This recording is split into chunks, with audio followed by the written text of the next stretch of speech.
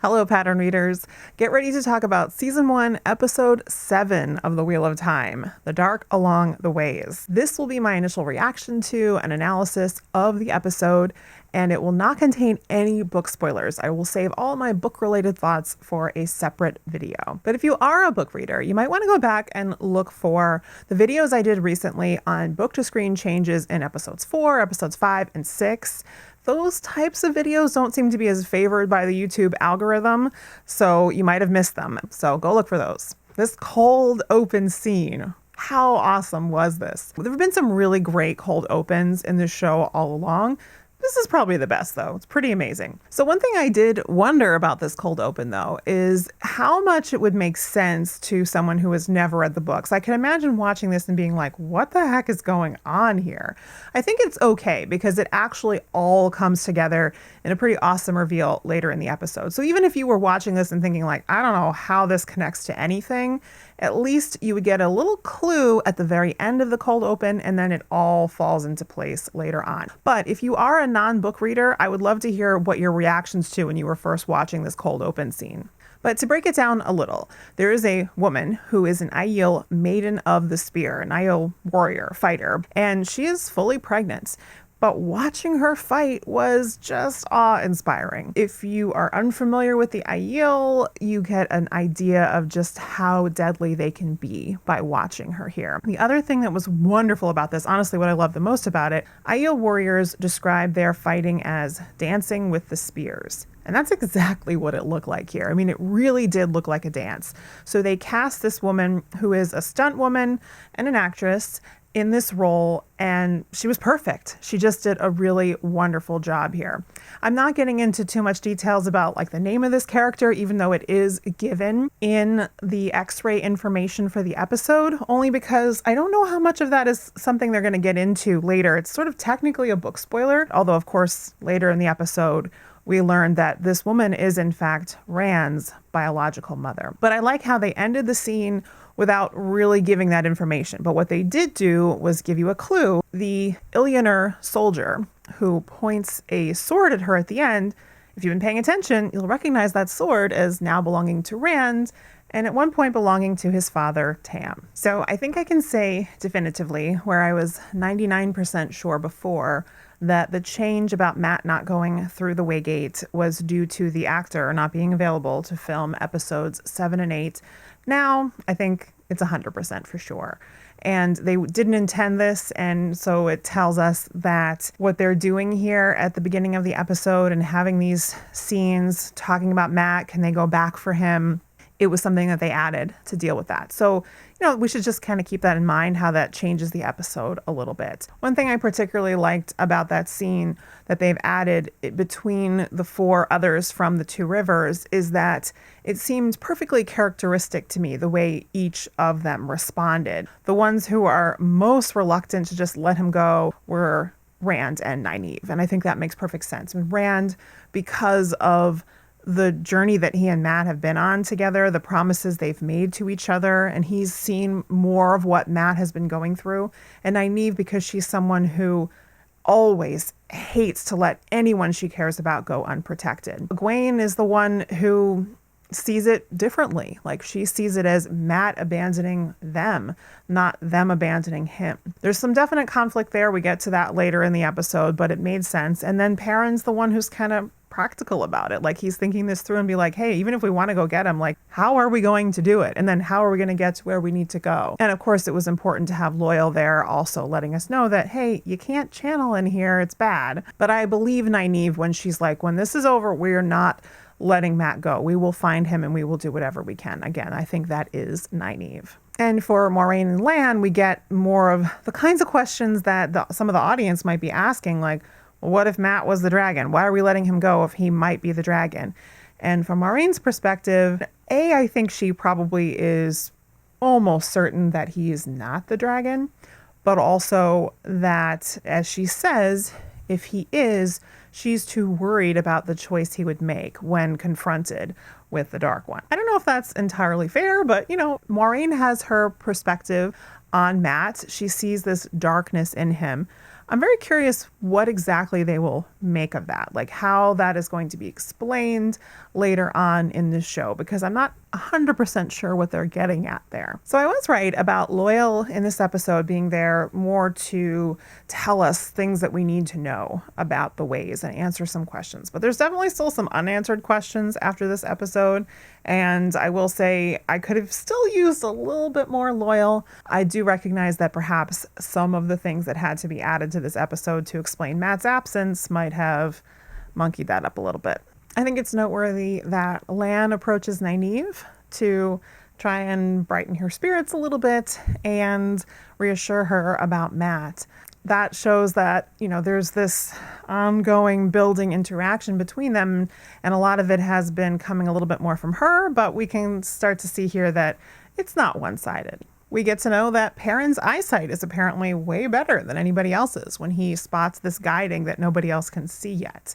This is where we're getting hints of even worse things happening in the ways than they already knew about. What I like about it is how claustrophobic it feels in this space. And I particularly like this shot that they did from a distance, where you see their little circle of light from a distance. And it's particularly eerie because you're like, well, whose perspective am I seeing this from? Like, who is watching them? As the four from the Two Rivers settle down to get some rest, what I liked in those shots were the way that the dynamics among these four that come to a head later in the episode are all present here in this scene without any dialogue, basically, or next to no dialogue. I think there's a little bit between Rand and Egwene, but the rest of it is all in looks, and you can read it all in there. And then Egwene wakes up, sensing something. In this case, it's a Trolloc. And we get a little bit of information here from that. Lan is now surmising that the ways are how the Trollocs have gotten to the Two Rivers undetected. And that certainly raises some questions about how they're using the ways, who's helping them, because it doesn't seem like they would be able to do it completely on their own. And then Egwene thinks that she has channeled to push the Trolloc over the edge. And as we will find out later, it wasn't Egwene, it was Rand. Also, because there are some things that are actually shown later in this episode, I can point out, even for non-book readers, that there are some little clues about who is following them here at this point. So when Egwene wakes up, she hears some whistling. And then as they are running towards the gate to Fal Dara, we see a little flash of a figure. That figure is Padan Fain, as we will see him show up in Fal Dara. There have been clues about him throughout that I've been avoiding pointing out, except to book readers. We have heard whistling in other instances, like we hear the whistling in episode 1. Egwene hears it at night, and the Fade is approaching the inn, and then it cuts right to the next morning, and Fain is whistling as he rides his wagon into the village. And then we hear whistling in Shadar Logoth. And then we hear it again in Tar Valon, and we see glimpses of Fain a couple times in the crowds in Tar Valon.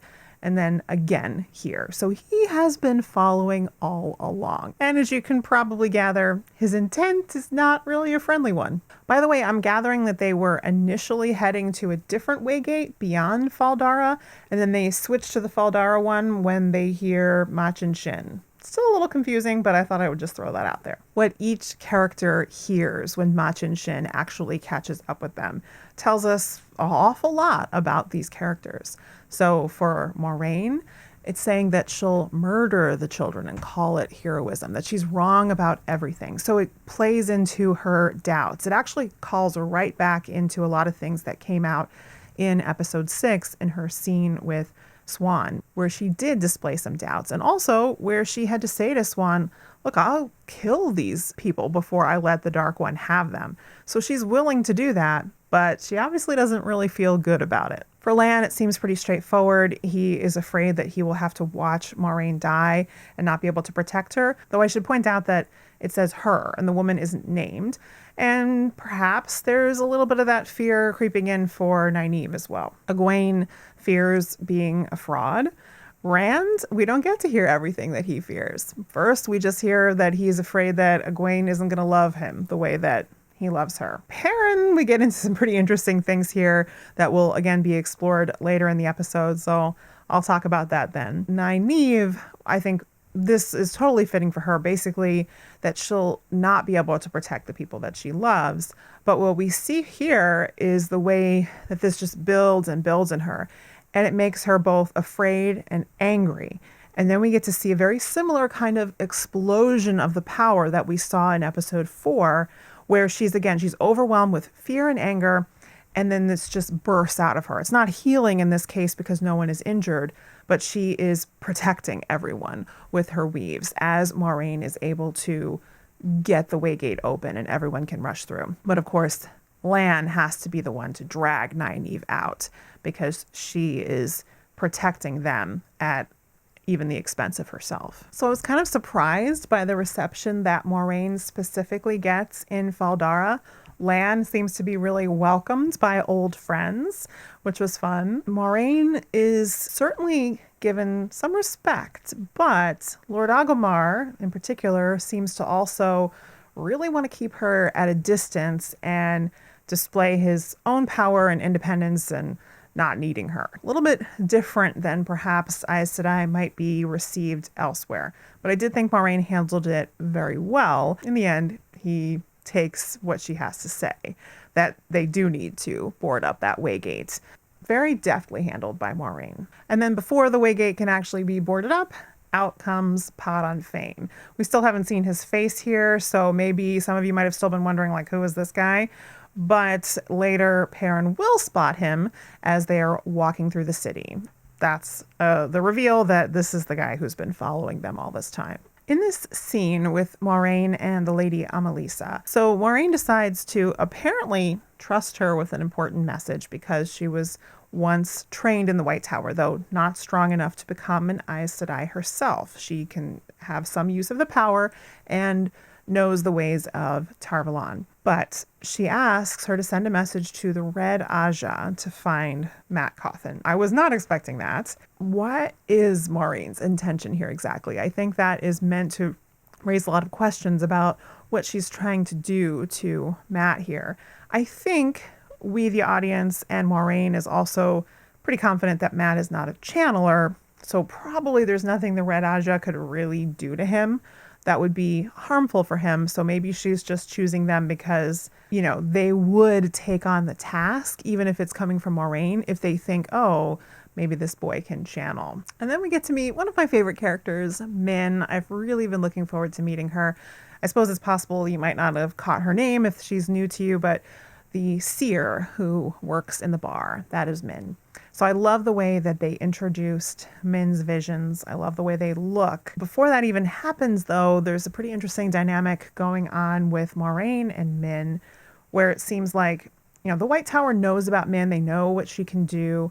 And it seems like maybe Moiraine or the Blue Aja in particular are protecting her by keeping it from being more widely known what she can do. But at the same time, they're protecting her for their own interests, because that means that Moiraine or any Blue Aja maybe can show up and pressure her into helping them in what they need. So some of the things that Moiraine knows maybe have come from Min. So without getting into book spoilers, I'll just comment a little bit on these visions that Min has. And as Moiraine explains later to the Two Rivers characters, Min sees pieces of the pattern. So she sees the future, and she doesn't always understand what she sees, but they're always true in some fashion, even if it's unclear what they mean. If you have read the books, I think 3 of them will make perfect sense, 3 of the things that she sees, and one of them is something new that's been added. So I don't want to explain which one is new or which one doesn't make sense, but even to people who have just been watching the show, I think what she sees about Perrin is kind of somewhat consistent with what we've seen. Like, she sees him with the golden eyes, which we've seen before. And also he has blood on his face. So that's kind of eerie.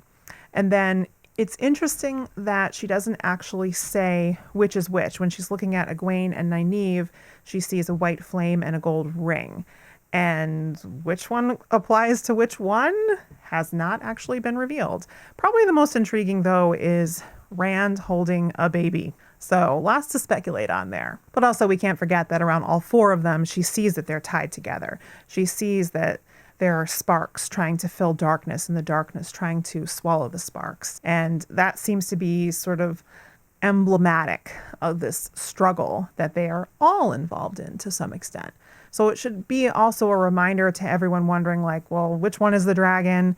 And as we find out later in this episode which one it is, it's not just the one person who is important. It is actually about more than that. Then we get to a really big scene where at first it's Moiraine trying to tell the rest of them why they need to go to the Eye of the World, but also letting them know that she had hoped Min would be able to tell her which one is the dragon.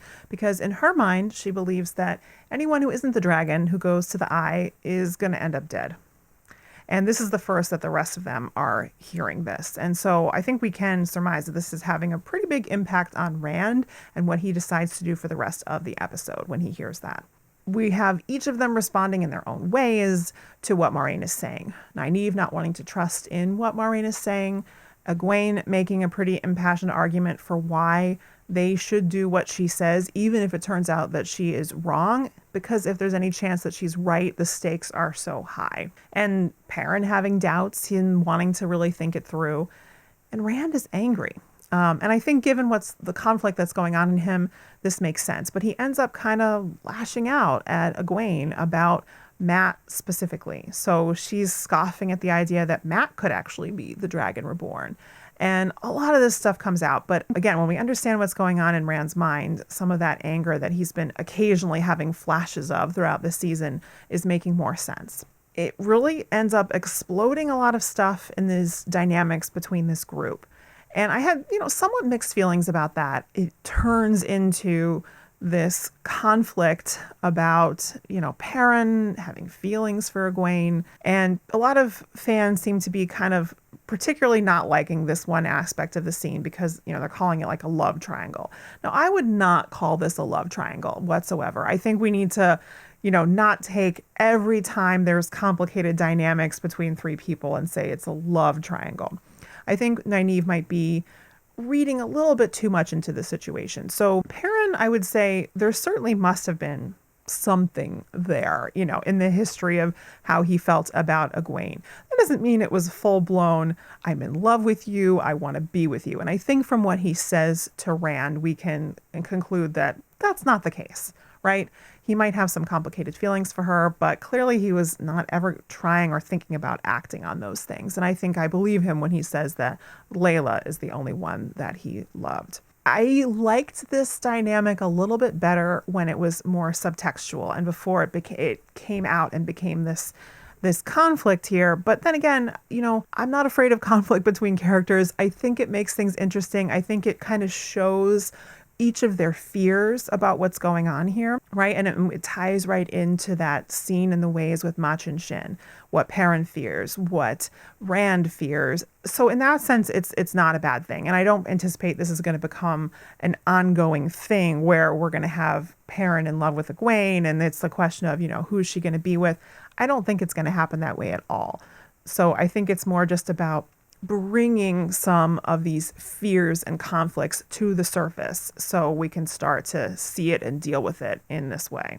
As always, I love a scene just between Moiraine and Lan. And I think what we can gather here from the way Moiraine steers the conversation, her worries that she is holding Lan back from other choices that he might make in life, I think that stems from her sensing through the bond that he is starting to develop feelings for Nynaeve. She's hinting at it. And then at the very end, before he leaves, she's like, I like her, and she talks about the wisdom. So it's sort of her giving her blessing. And given the dynamic we just saw from the two of them in the last episode, where it's Lan sort of giving his blessing for Moiraine to be with the woman that she loves, it's nice to see that there is sort of that trade-off between the two of them. And from there, we get a series of scenes between Nynaeve and Lan. And I have to say, I am continuing to really love how much more this show is giving us of the development of this relationship between these two. And here we're getting Lan allowing Nynaeve to see a little bit of who he was, who he was before he is a warder, where he comes from, what his history is, and allowing her to share in that. It's a pretty big deal. And I think Nynaeve recognizes that. And, he's teasing her a little bit because, of course, she is letting him know that she wants to know him, wants to be a part of it. And then I really thought they were going to end it with that awkward, like, are they coming into the room together or not? And they both go and they're both sort of like, oh, I wish I had done it. But then, hey, Nynaeve doesn't let it go. She just goes right in. I have thoughts on that as far as, you know, how this is different from the books. I'll save more of that for another video. I just think they've played the build up to this relationship so well, and I've just really enjoyed their interactions. We've gotten to see some wonderful acting from both of them, and damn them if they didn't cut to black right when it was getting interesting. I have a pretty different kind of scene between Rand and Egwene, and we get to see that Egwene is actually really mad, not anything to do with the whole Perrin thing. She's mad about what ran through at her about not caring about Mat, not really trying to understand him, and she's like, I would do anything for Mat, and that's not fair. And, you know, we haven't seen a lot between Egwene and Mat in the show. And in fact, we didn't get a whole lot of them early on in the books either. So we're just trying to kind of fill in the gaps of like what that relationship is. I think Rand probably was projecting more of his own fears and anger onto her. That leads to then this conversation about, you know, do they want different things? Are they going in different directions? And I love looking at this scene with the knowledge that Rand already knows that he is the Dragon Reborn. He just hasn't said anything. He is trying to encourage her to go off to the White Tower. And, you know, it's interesting when he says that he's going to go with her and become her warder. I have to wonder, like, if he is saying that just to get her to feel better about it, because he wants her to do that. He knows that's the right thing for her to do, and she isn't ready to let go of him. Given the knowledge that he has, it's hard for me to imagine him thinking that he can really do that. Or maybe he does, and maybe later on, after what he's going to maybe experience in the next episode, he'll realize, oh yeah, I can't do that. I want to do that, but it's a fantasy and I can't do it. The next scene between Nynaeve and Lan is probably the best. She seems to be thinking about Moiraine at the beginning of this scene as she's getting dressed. She broaches the conversation by asking him about what everyone's calling him, Daishan, and he gives her some of his history. So this is him really letting her know more of who he really is at heart. He lost his family, he lost his entire country, and that he would have been a king if those things hadn't happened. She reacts with nothing but compassion. Like, she really seems to just understand what that means for him to be in that place. And she then brings it around to Moiraine, that Moiraine is the home and the belonging that he's found that he didn't have. He also seems to understand what her real fear is, that he belongs to Moiraine in a way that would prevent him from loving somebody else. And he seems to want to let her know that that's not the case, that Moiraine doesn't have that kind of hold on him, that he protects Moiraine the way that Nynaeve protects her friends from her village, making that analogy again of their similarities. So it was really sweet scene. And then it was so awesome the way they did this next moment with Rand. He's awake and he remembers what Tam said to him the night he was injured. And he spoke about finding a tiny baby on a mountain. Rand remembers channeling to break out of that door to get away from Dana. He remembers channeling to push the Trolloc off the edge in the ways. And what Machin Shin said to him, that he knows he's the Dragon Reborn. So it's all those things that from his perspective give him the knowledge of who he really is, that he's probably known but has been denying this whole time. Explains a lot of what's been going on with him that we have not been given insight into, because this is going back to the very first episode that he's known some of these things. But this next scene between Rand and Min that includes the flashback of Tam treating Rand's mother with kindness and helping her as she delivers the baby and taking the baby after she dies, all of that together, that was probably like my favorite part of the whole episode. I was really glad they included that one-on-one scene with Min. I love that we got to see that flashback from the perspective of Min's vision, that since she was a little girl, she has had this prophecy. It was her very first one, very cool way to tie that in. Said in a way that Rand actually believes it, seems to like fully accept it. He's been struggling with it, knowing that he is perhaps putting his friends at risk by not embracing this, but this is what enables him to do it. And then I love the line about what she sees when she looks at him now: rainbows and carnivals and 3 beautiful women. I'll have more to say on that in my next video. But I just enjoyed all those moments between them. And then the very end, Egwene and Nynaeve and Perrin are gathering, and they've all decided to go. But then where's Rand? And the knock on the door, it's Lan, not Rand. And we get to see that after Rand spoke with Min, he went straight to Moiraine. And then the 2 of them are heading off into the Blight on their own. Lan didn't realize this because Moiraine had masked the bond. And we can guess that maybe she masked the bond initially when he was intimate with Nynaeve, and then just carried that right on through to do the rest of this. And so this sets up quite the dynamic potentially for next episode. Like, are Rand and Moiraine going to just continue on their own? Lan would, of course, want to go after Moiraine, but could he risk bringing the others with him? So I'm just very curious how all that's going to play out. I'm kind of mixed on what I think it's going to be, but I'm super excited for the next episode. I just can't believe we only have one left. So as always, I want to know all your thoughts on this episode in the comments, and what do you think is going to happen next week? And make sure to subscribe and come back for more Wheel of Time content, and especially now heading into this final episode of the season, gird your loins, my friends.